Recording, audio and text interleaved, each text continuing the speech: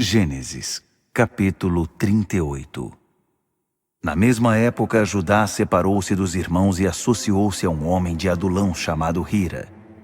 Ali, Judá conheceu a filha de um cananeu chamado Suá e casou-se com ela.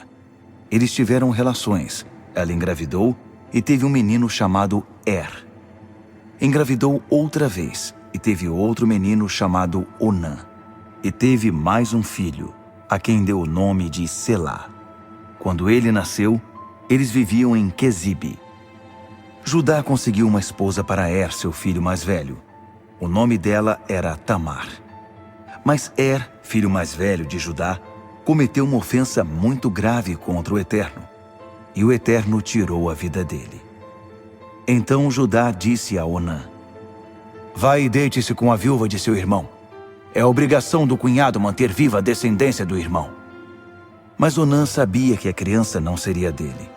Por isso, sempre que se deitava com a viúva, derramava o sêmen no chão, para que seu irmão não tivesse descendência. O Eterno desaprovou sua atitude e tirou a vida dele também. Então Judá interveio e disse à sua nora: "Vá viver com seu pai na condição de viúva, até que meu filho Selá fique adulto." Ele tinha medo de que Selá também acabasse morto como os irmãos. Tamar concordou e foi morar com o pai. Passado algum tempo, morreu a esposa de Judá, filha de Suá. Terminado o período de luto, Judá e seu amigo Hira, de Adulão, foram tosquear ovelhas em Tímna. Alguém disse a Tamar: "Seu sogro foi tosquear ovelhas em Tímna."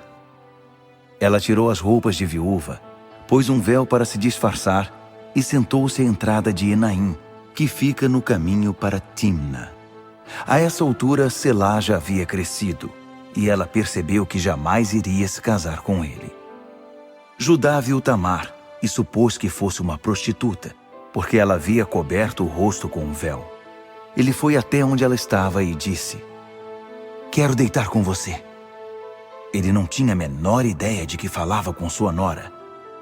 Ela perguntou: "Como você vai me pagar?" Ele respondeu: "Vou enviar a você um cabrito do meu rebanho." Ela retrucou: "Só se você me der alguma garantia." "Que garantia você quer?" Ela disse: "Seu selo, o cordão de identificação pessoal e o cajado que você carrega." Ele entregou o que ela pediu e deitou-se com ela. Como resultado, Tamar engravidou. Depois de se deitar com o sogro, ela voltou para casa, tirou o véu e pôs de volta suas roupas de viúva. Mais tarde, Judá mandou em mãos por seu amigo de Adulão o cabrito prometido à mulher, a ser trocado pelos objetos dados em garantia. Não conseguindo encontrá-la, indagou dos homens do lugar: "Vocês sabem onde está a prostituta que costuma sentar-se à beira da estrada aqui perto de Enaim?" Eles responderam: "Nunca vimos nenhuma prostituta aqui." Hira voltou para casa e informou Judá: "Não consegui encontrá-la. Os homens do lugar disseram que nunca viram nenhuma prostituta ali." Judá disse: "Pois que ela fique com a garantia.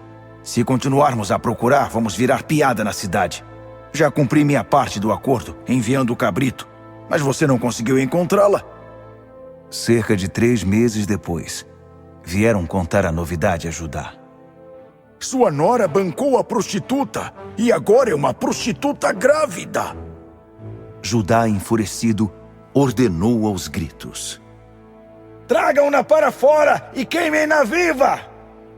Enquanto era arrancada de casa, ela mandou um recado para o sogro: "Estou grávida do homem a quem pertencem estas coisas. Por favor, vejam de quem elas são. Quem é o dono deste selo, do cordão e do cajado?" Judá reconheceu de imediato os objetos e disse: "Ela está com a razão. Eu é que estou errado. Eu não ia deixar que ela se casasse com meu filho Selá." E nunca mais se deitou com ela. Quando chegou a hora de dar à luz, havia gêmeos dentro dela. No momento em que estavam nascendo, um deles pôs a mão para fora, e a parteira amarrou um fio vermelho na mão do bebê, dizendo: "Este nasceu primeiro." Mas ele puxou a mão de volta e o irmão foi quem saiu. Ela disse: Olhe que brecha para sair! E deu a ele o nome de Pérez, brecha. Em seguida, saiu o irmão com um fio vermelho na mão. Ele recebeu o nome de Zerá, brilhante. Gênesis, capítulo 39. José foi levado para o Egito pelos ismaelitas, e ali foi comprado deles por Potifar, egípcio que era um dos oficiais do faraó e administrador da casa real. Mas o Eterno estava com José, e tudo dava certo para ele, de tal forma que acabou indo morar na casa de seu senhor egípcio. Potifar reconheceu que o Eterno estava do lado de José e abençoava tudo que o escravo fazia. Estava muito satisfeito com José, tanto que fez dele seu auxiliar pessoal e pôs sob a responsabilidade dele seus assuntos pessoais, deixando tudo nas mãos de José. Daí em diante, o Eterno passou a abençoar a casa do egípcio por causa de José. A bênção do Eterno era percebida em tudo que Potifar possuía, tanto em casa quanto nos campos. A única preocupação do senhor de José era sentar-se à mesa na hora do almoço e do jantar. José era um homem muito atraente. Com o passar do tempo, a esposa do seu senhor sentiu-se atraída por ele e um dia o convidou. Deite-se comigo. Mas ele recusou e disse a ela: Veja, meu senhor não se preocupa com nada do que acontece aqui, pois confia em mim. Ele pôs sob minha responsabilidade tudo o que possui e me trata como se eu fosse alguém do nível dele. A única coisa que ele me vetou foi você. Afinal, você é a mulher dele. Eu jamais poderia trair a confiança dele e pecar contra Deus. No entanto, ela insistia com ele dia após dia, enquanto ele se mantinha firme, recusando-se a ter um caso com ela. Certo dia ele chegou para cumprir suas tarefas e nenhum dos que trabalhavam na casa estava presente. A mulher aproveitou-se disso e agarrou José pela capa. Deite-se comigo, dizia ela. Mas ele deixou a capa na mão dela e saiu correndo da casa. Quando ela viu que ele havia deixado a capa e fugido, foi chamar os que trabalhavam na casa e disse: Vejam, esse hebreu aparece aqui e, como quem não quer nada, tenta se aproveitar de nós. Ele tentou deitar-se comigo, mas eu gritei o mais alto que podia. Por causa dos meus gritos, ele deixou a capa comigo e correu para fora. Ela guardou a capa até que o senhor de José chegasse e contou a ele a mesma história. Esse escravo hebreu que você pôs aqui veio atrás de mim e tentou me violentar. Quando comecei a gritar, ele saiu correndo e largou a capa comigo. Quando ouviu a história que sua mulher havia contado, a denúncia contra o escravo hebreu, o senhor de José ficou furioso.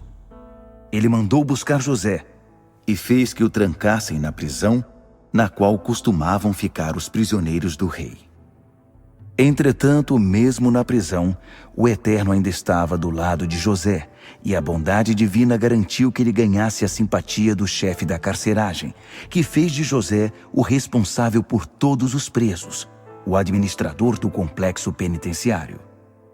O chefe da carceragem deu tanta liberdade a José que nem sequer o vigiava, pois o Eterno estava do lado dele. Dessa maneira, tudo o que José fazia dava certo. Gênesis, capítulo 40.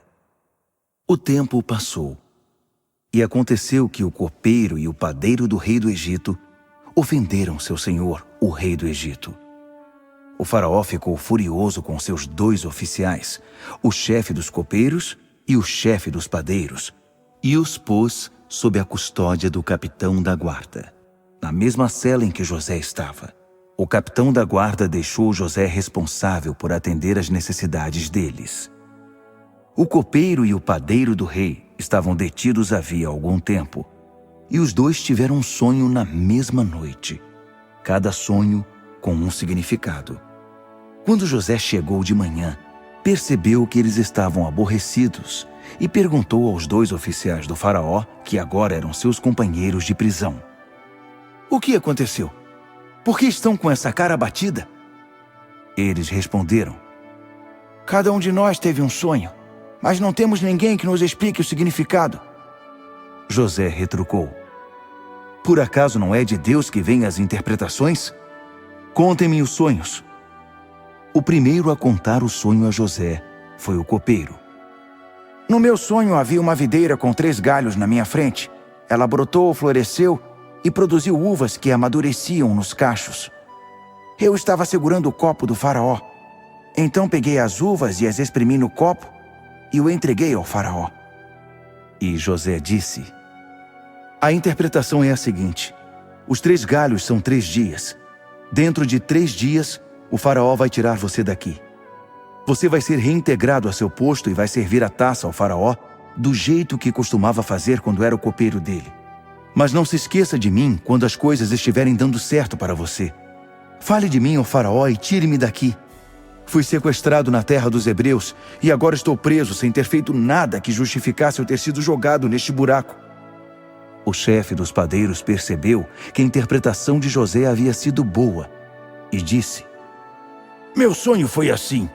Havia 3 cestas de vime sobre minha cabeça. Na cesta de cima havia diversos tipos de pães e doces, e os passarinhos vinham comer da cesta que estava sobre minha cabeça.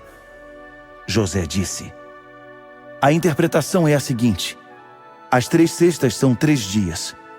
Dentro de 3 dias o faraó mandará cortar sua cabeça. Você será empalado, e os pássaros vão comer a sua carne. E foi o que aconteceu. 3 dias depois, foi comemorado o aniversário do faraó, e ele deu uma festa para todos os que trabalhavam para ele. O chefe dos copeiros e o chefe dos padeiros foram postos num lugar de destaque, na presença de todos os convidados. Então o faraó restituiu o chefe dos copeiros à sua antiga função. Ele voltou a servir o faraó como antes. Quanto ao chefe dos padeiros, ele mandou empalar, exatamente como José havia previsto ao interpretar os sonhos. Mas o chefe dos copeiros se esqueceu totalmente de José.